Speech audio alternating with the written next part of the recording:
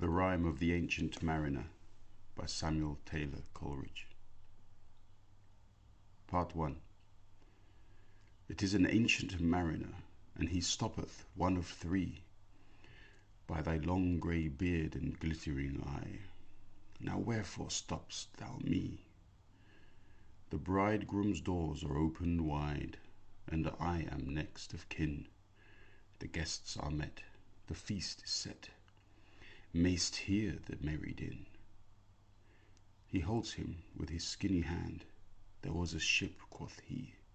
Hold off, unhand me, grey-beard loon. Eftsoons his hand dropped he. He holds him with his glittering eye. The wedding guest stood still, and listens like a 3 years child. The mariner hath his will. The wedding guest sat on a stone. He cannot choose but hear. And thus spake on that ancient man, the bright-eyed mariner. The ship was cheered, the harbour cleared. Merrily did we drop, below the kirk, below the hill, below the lighthouse top. The sun came up upon the left, out of the sea came he, and he shone bright, and on the right went down into the sea. Higher and higher every day, till over the mast at noon, the wedding guest here beat his breast, for he heard the loud bassoon.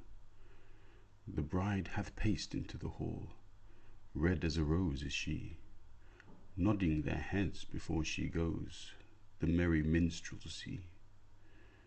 The wedding guest he beat his breast, yet he cannot choose but hear, and thus spake on that ancient man, the bright-eyed mariner. And now the storm blast came, and he was tyrannous and strong. He struck with his o'ertaking wings, and chased us south along. With sloping masts and dipping prow, as who pursued with yell and blow, still treads the shadow of his foe, and forward bends his head. The ship drove fast, loud roared the blast, and southward aye we fled. And now there came both mist and snow, and it grew wondrous cold, and ice mast high came floating by, as green as emerald. And through the drifts the snowy cliffs did send a dismal sheen, nor shapes of men nor beasts we ken, the ice was all between. The ice was here, the ice was there, the ice was all around. It cracked and growled and roared and howled like noises in a swound. At length did cross an albatross. Thorough the fog it came. As it had been a Christian soul, we hailed it in God's name. It ate the food it ne'er had eat, and round it flew. The ice did split with a thunder fit. The helmsman steered us through. And a good south wind sprung up behind. The albatross did follow. And every day, for food or play, came to the mariner's hollow. In mist or cloud or mast or shroud, it perched for vespers 9. Whiles all the night through fog smoke white glimmered the white moonshine. God save thee, ancient mariner, from the fiends that plague thee thus. Why look'st thou so? With my crossbow I shot the albatross. Part 2. The sun now rose upon the right. Out of the sea came he, still hid in mist, and on the left went down into the sea. And the good south wind still blew behind, but no sweet bird did follow, nor any day for food or play came to the mariner's hollow. And I had done a hellish thing, and it would work 'em woe. For all averred I had killed the bird that made the breeze to blow. Ah, wretch, said they, the bird to slay that made the breeze to blow. Nor dim nor red, like God's own head, the glorious sun uprist. Then all averred I had killed the bird that brought the fog and mist. 'Twas right, said they, such birds to slay that bring the fog and mist. The fair breeze blew, the white foam flew, the furrow followed free.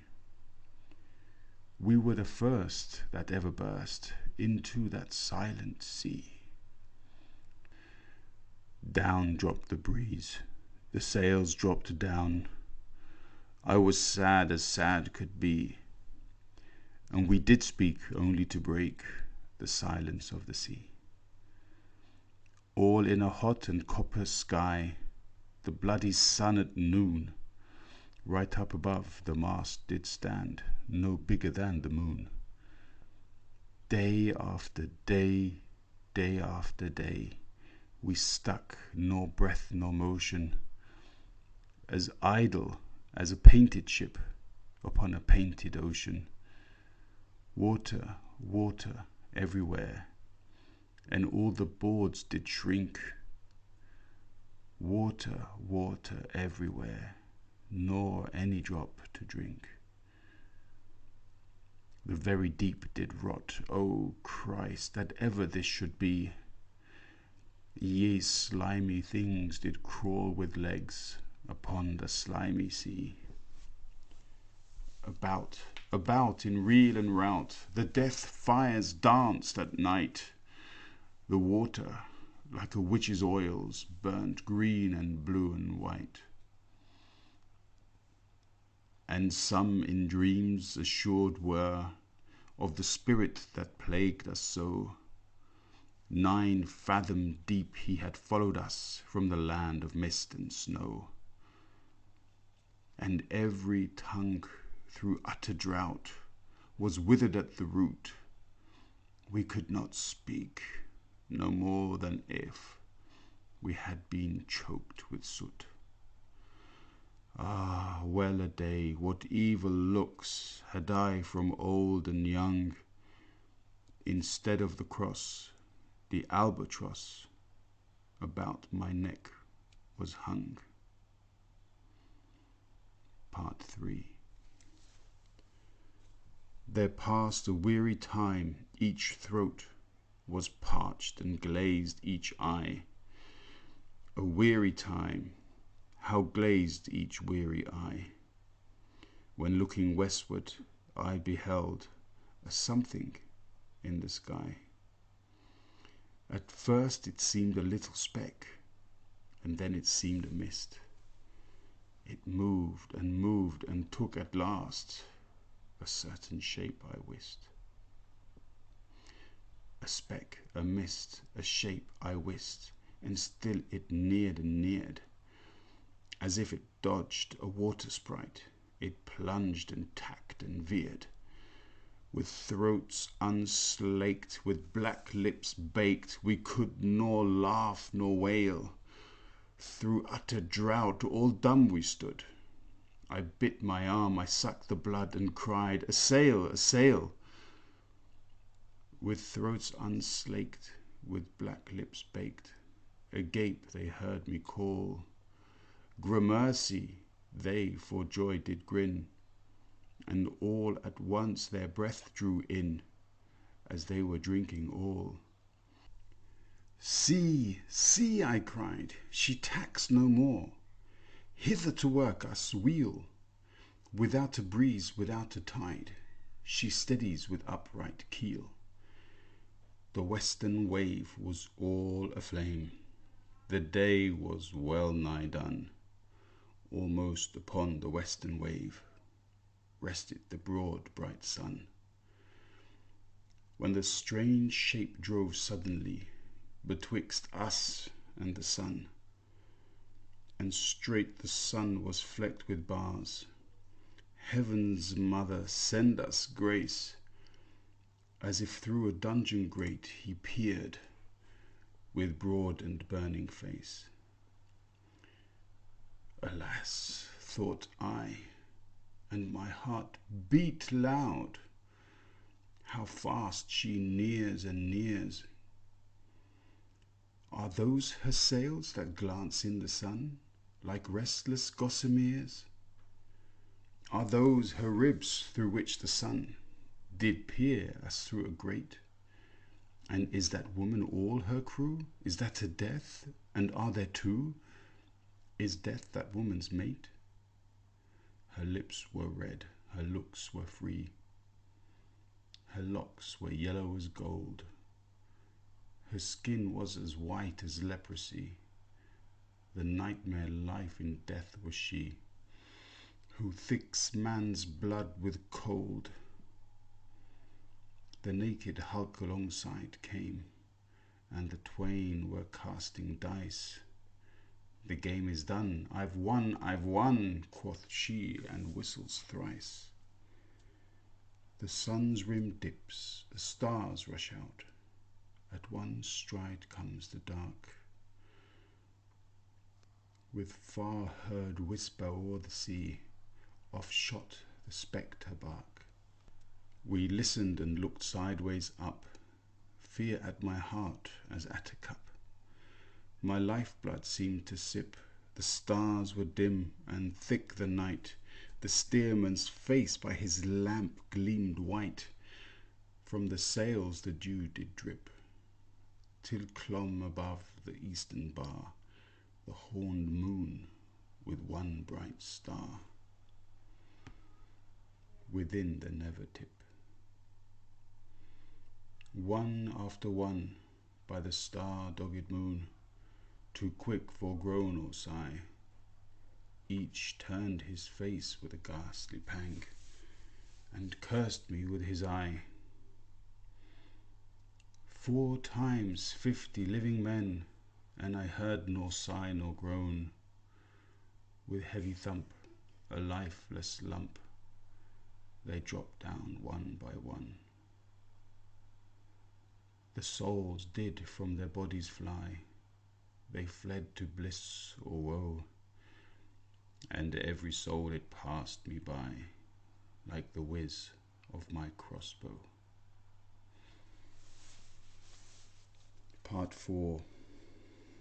I fear thee, ancient mariner, I fear thy skinny hand, and thou art long and lank and brown, as is the ribbed sea sand. I fear thee and thy glittering eye, and thy skinny hand so brown. Fear not, thou wedding guest, this body dropped not down. Alone, alone, all alone, alone on a wide, wide sea, and never a saint took pity on my soul in agony. The many men so beautiful, and they all dead did lie, and 1,000 slimy things lived on, and so did I. I looked upon the rotting sea, and drew my eyes away. I looked upon the rotting deck, and there the dead men lay. I looked to heaven and tried to pray, but or ever a prayer had gushed, a wicked whisper came and made my heart as dry as dust. I closed my lids and kept them close, and the balls like pulses beat. Forth sky and the sea, and the sea and the sky lay like a load on my weary eye, and the dead were at my feet. The cold sweat melted from their limbs, nor rot nor reek did they. The look with which they looked on me had never passed away. An orphan's curse would drag to hell a spirit from on high, but oh, more horrible than that, is the curse in a dead man's eye. 7 days, 7 nights I saw that curse, and yet I could not die. The moving moon went up the sky, and nowhere did abide. Softly she was going up, and a star or two beside. Her beams bemocked the sultry main, like April hoarfrost spread. But where the ship's huge shadow lay, the charmed water burnt alway, a still and awful red. Beyond the shadow of the ship, I watched the water snakes. They moved in tracks of shining white, and when they reared, the elfish light fell off in hoary flakes. Within the shadow of the ship, I watched their rich attire. Blue, glossy green, and velvet black, they coiled and swam, and every track was a flash of golden fire. Oh, happy living things, no tongue their beauty might declare. A spring of love gushed from my heart, and I blessed them unaware. Sure, my kind saint took pity on me, and I blessed them unaware. The self-same moment I could pray, and from my neck so free, the albatross fell off and sank like lead into the sea. Part 5. Oh, sleep, it is a gentle thing, beloved from pole to pole. To Mary Queen the praise be given. She sent the gentle sleep from heaven that slid into my soul. The silly buckets on the deck that had so long remained, I dreamt that they were filled with dew, and when I awoke it rained. My lips were wet, my throat was cold, my garments all were dank. Sure, I had drunken in my dreams, and still my body drank. I moved and could not feel my limbs. I was so light, almost I thought that I had died in sleep and was a blessed ghost. And soon I heard a roaring wind.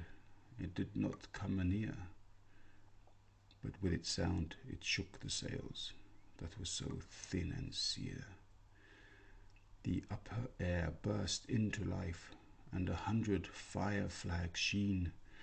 To and fro they were hurried about, and to and fro and in and out the wan stars danced between. And the coming wind did roar more loud, and the sails did sigh like sedge. The rain poured down from one black cloud, the moon was at its edge. The thick black cloud was cleft and still, the moon was at its side. Like waters shot from some high crag, the lightning fell with never a jag, a river steep and wide. The loud wind never reached the ship, yet now the ship moved on. Beneath the lightning and the moon, the dead men gave a groan. They groaned, they stirred, they all uprose, nor spake nor moved their eyes. It had been strange, even in a dream, to have seen those dead men rise. The helmsman steered, the ship moved on, yet never a breeze up blew. The mariners all gun worked the ropes where they were wont to do. They raised their limbs like lifeless tools. We were a ghastly crew. The body of my brother's son stood by me knee to knee. The body and I pulled at one rope, but he said naught to me. I fear thee, ancient mariner, be calm, thou wedding guest.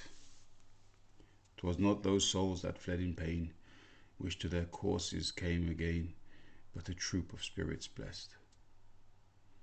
For when it dawned, they dropped their arms and clustered round the mast.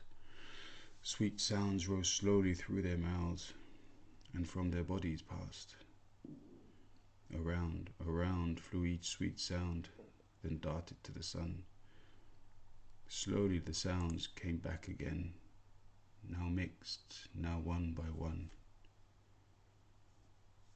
Sometimes, a dropping from the sky, I heard the skylark sing.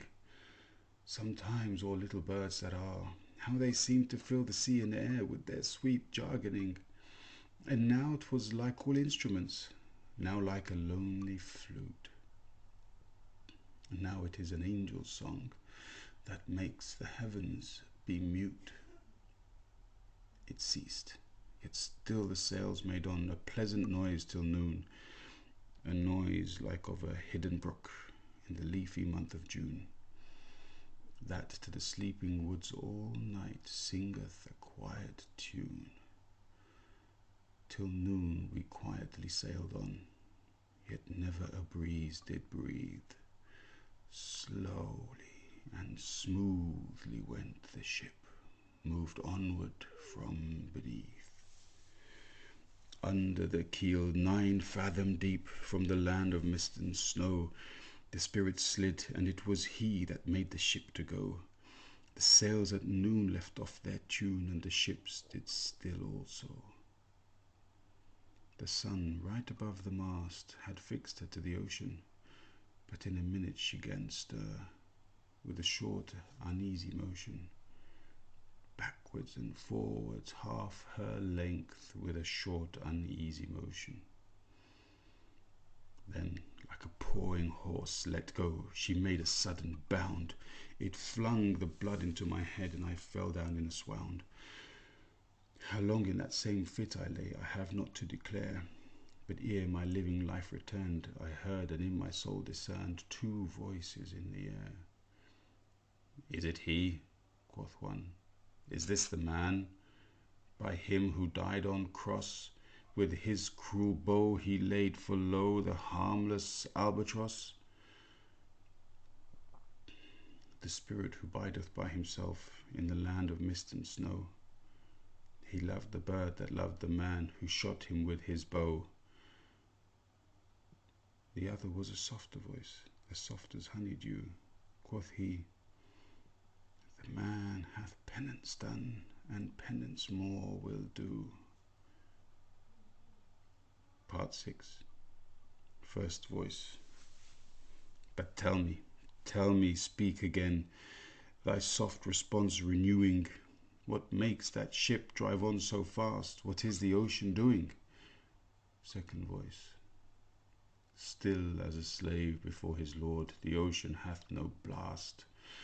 His great bright eye most silently up to the moon is cast, if he may know which way to go, for she guides him smooth or grim. See, brother, see, how graciously she looketh down on him. First voice. But why drives on that ship so fast, without or wave or wind? Second voice. The air is cut away before, and closes from behind. Fly, brother, fly, more high, or we shall be belated, for slow and slow that ship will go, when the mariner's trance is abated.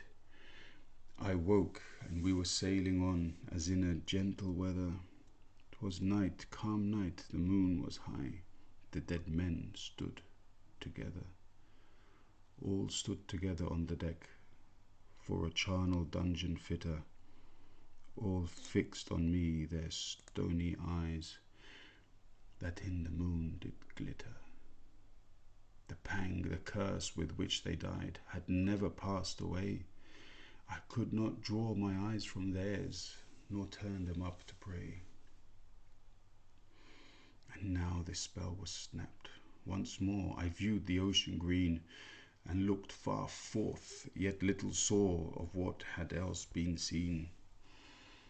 Like one that on a lonesome road doth walk in fear and dread, and having once turned round walks on, and turns no more his head, because he knows a frightful fiend doth close behind him tread. But soon there breathed the wind on me, nor sound nor motion made. Its path was not upon the sea, in ripple or in shade. It raised my hair, it fanned my cheek, like a meadow gale of spring. It mingled strangely with my fears, yet it felt like a welcoming. Swiftly, swiftly flew the ship, yet she sailed softly too. Sweetly, sweetly blew the breeze, on me alone it blew. Oh, dream of joy, is this indeed the lighthouse top I see? Is this the hill? Is this the kirk? Is this mine own country? We drifted o'er the harbour bar, and I with sobs did pray, oh, let me be awake, my God, or let me sleep away. The harbour bay was clear as glass, so smoothly it was strewn, and on the bay the moonlight lay, and the shadow of the moon. The rock shone bright, the kirk no less, the stands above the rock, the moonlight steeped in silentness, the steady weathercock.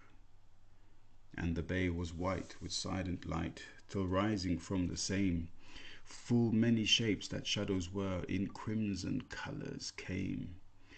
A little distance from the prow, those crimson shadows were. I turned my eyes upon the deck. Oh Christ, what I saw there! Each course lay flat, lifeless and flat, and by the holy road, a man all light, a seraph man, on every course there stood. The seraph band, each waved his hand, it was a heavenly sight. They stood as signals to the land, each one a lovely light. This seraph band, each waved his hand, no voice did they impart, no voice, but oh, the silence sank like music on my heart. But soon I heard the dash of oars, I heard the pilots cheer. My head was turned perforce away, and I saw a boat appear. The pilot and the pilot's boy, I heard them coming fast. Dear Lord in heaven, it was a joy the dead men could not blast. I saw a third, I heard his voice, it is the hermit good. He singeth loud his godly hymns that he makes in the wood. He'll shrieve my soul, he'll wash away the albatross's blood. Part 7. This hermit good lives in that wood which slopes down to the sea. How loudly his sweet voice he rears, he loves to talk with mariners that come from a far country. He kneels at morn and noon and eve, he hath a cushion plump. It is the moss that wholly hides the rotted old oak stump. The skiff boat neared, I heard them talk. Why, this is strange, I trow. Where are those lights so many and fair that signal made but now? Strange, by my faith, the hermit said, and they answered not our cheer. The planks looked warp, and see those sails, how thin they are and sere.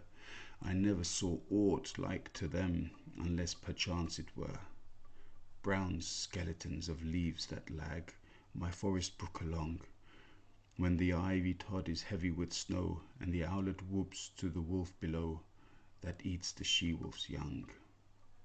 Dear Lord, it hath a fiendish look, the pilot made reply.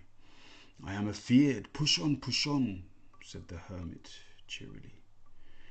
The boat came closer to the ship, but I nor spake nor stirred. The boat came close beneath the ship, and straight a sound was heard. Under the water it rumbled on, still louder and more dread. It reached the ship, it split the bay, the ship went down like lead. Stunned by that loud and dreadful sound, which sky and ocean smote, like one that hath been 7 days drowned, my body lay afloat. But swift as dreams myself I found, within the pilot's boat. Upon the whirl where sank the ship, the boat spun round and round, and all was still, save that the hill was telling of the sound. I moved my lips, the pilot shrieked, and fell down in a fit. The holy hermit raised his eyes and prayed where he did sit. I took the oars, the pilot's boy, who now doth crazy go, laughed loud and long, and all the while his eyes went to and fro. Ha ha, quoth he, full plain I see, the devil knows how to row. And now, all in my own country, I stood on the firm land.